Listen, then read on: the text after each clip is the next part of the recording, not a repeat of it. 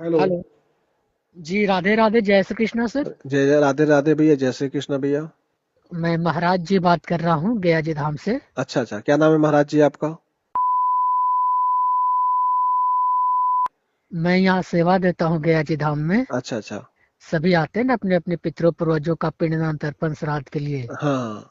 तो पिंडदान तर्पण श्राद्ध कराता हूँ इनको अच्छा पितरों को मोक्ष की प्राप्ति के लिए। अच्छा अच्छा। और भाई समाज के लोग पंडा के पास जाते हैं ना। हाँ तो पंडा लोग बहुत परेशान करते हैं, दक्षिणा भी उन लोग से लेते हैं और परेशान भी करते हैं। हाँ तो मैं चाहता हूँ कि समाज के लोग अपने जात से ही पूजा पाठ पिंडदान तर्पण कराए, दूसरे के पास नहीं जाए। हाँ। तो ये ताकि बताइए, समझ मुझे ये समझाइए, ये पंडा लोग क्या कराते हैं उसमें? उन लोग पंडा लोग जाते हैं तो 41,000 31,000 रुपया मांग करते हैं पिंडदान तर्पण श्राद्ध का। क्या होता है उसमें? उसमें पितरों का मोक्ष की प्राप्ति होता है। कैसे होती है मोच? ये तो शास्त्रों में लिखा हुआ है नहीं, तो मैं जानना चाहता हूँ शास्त्रों में क्या लिखा हुआ है। मोक्ष कैसे होता है, क्या होता है मोक्ष में?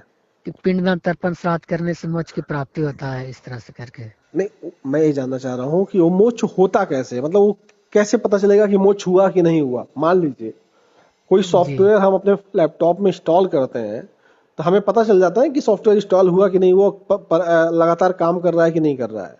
तो उसी तरीके से कोई उसका संदेश तो होगा कि कोई आप काम कर रहे हैं, हुआ कि नहीं हुआ कैसे पता चलेगा? जैसे कोई रॉकेट हम भेजते हैं अंतरिक्ष में, तो पता चल जाता है ना कि सेफ लैंडिंग हुई कि नहीं हुई, क्रैश कर गया, क्या हुआ, पता तो चल जाता है। लेकिन जो हम पिंडदान कराएंगे वो कैसे पता चलेगा कि हुआ कि नहीं हुआ?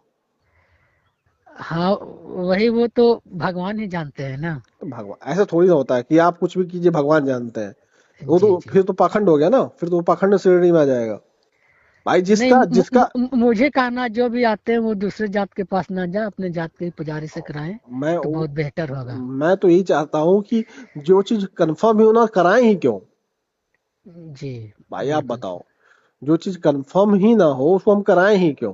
लेकिन उन लोग इतना सब बता रखा है ना कि सब लोग आते ही हैं यहाँ पे। आते हैं तो वही तो मैं कह रहा हूँ मेरे भाई। आप बताओ, वहां जी, पे लोग आते हैं वो किस लिए आते हैं? वही पूजा पाठ के लिए ही आते हैं लोग। पूजा पाठ के लिए आते हैं ना। जी। तो जो पूजा पाठ के लिए आते हैं, पिंडदान कराने के लिए आते हैं, तो वही मैं जानना चाह रहा हूँ कैसे तय होगा कि पिंडदान सही हुआ कि नहीं हुआ? उसका रिजल्ट कैसे पता चलेगा, आप बताओ मुझे। कोई मतलब कोई उसका कोई जरिया तो होगा पता करने